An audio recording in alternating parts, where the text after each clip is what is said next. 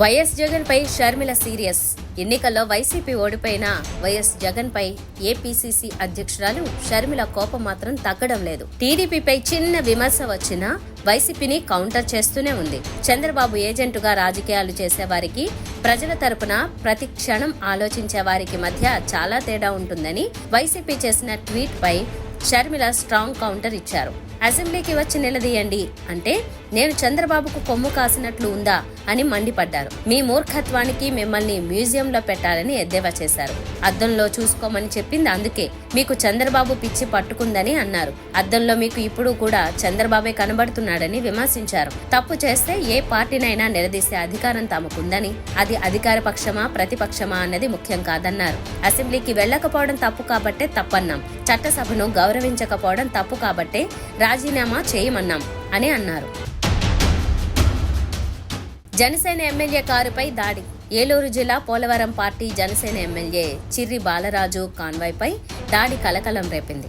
ఆయన కారుపై గుర్తు తెలియని వ్యక్తులు రాళ్లతో దాడి చేయగా కారు వెనుక అద్దాలు పగిలిపోయాయి.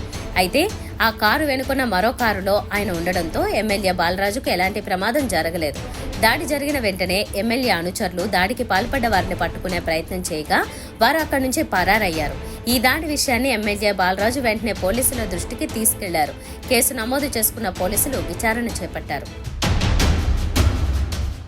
ఆగస్టు 1న శ్రీశైలంకు చంద్రబాబు. ఆంధ్రప్రదేశ్ ముఖ్యమంత్రి చంద్రబాబు ఆగస్టు 1న శ్రీశైలానికి వెళ్లనున్నారు. అక్కడ శ్రీశైలం జలాశయాన్ని చంద్రబాబు పరిశీలించి కృష్ణానదిలో జలహారతి ఇవ్వనున్నారు.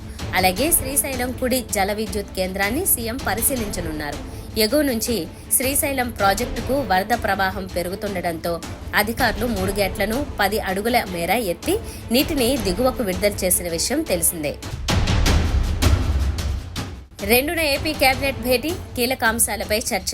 సీఎం చంద్రబాబు అధ్యక్షతన వచ్చే నెల 2న ఏపీ కేబినెట్ భేటీ కానుంది. సచివాలయంలోని మొదటి బ్లాక్ లో ఉదయం 11 గంటలకు సమావేశం ప్రారంభం కానుంది.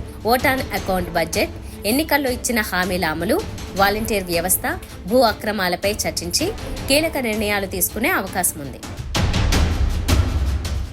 కేజ్రీవాల్ పై సీబీఐ ఛార్జిషీట్. మద్యం పాలసీ కేసులో ఢిల్లీ ముఖ్యమంత్రి అరవింద్ కేజ్రీవాల్ తో పాటు పలువురిపై సీబీఐ ఢిల్లీ రౌస్ అవెన్యూ కోర్టులో ఛార్జిషీట్ దాఖలు చేసింది.